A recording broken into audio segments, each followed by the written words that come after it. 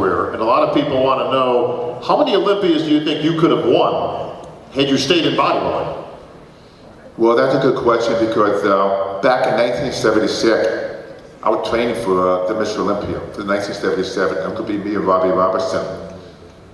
I would say about 6 weeks before the competition, I got a phone call. It was the audition for the Hulk. I went down for the screen test and I won the part.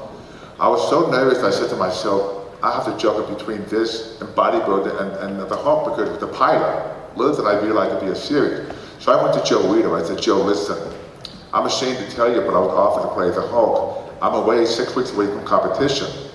Joe said to me, listen, just train for it, for the Hulk TV show, compete against next year. Now, my personal opinion, I was 23. I was the youngest one in pumping iron. I was 23. If I continue and train, I think I could have won the Olympia much as like maybe 8, 7, 6 times. Arnold even said the same thing to me. But it was a difficult choice for me to make because I would look back and say, you can't have both. Because one of us, I've always wanted to be Mr. Olympia. I never had that opportunity because I retired when I was 23. But I came back at 42.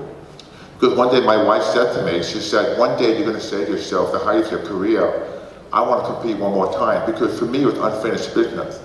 So I came back, and Joe Weider said to me, you can't look like a 1970s bodybuilder. Because we're going against guys like Dorian Yates, especially with Lee Haney.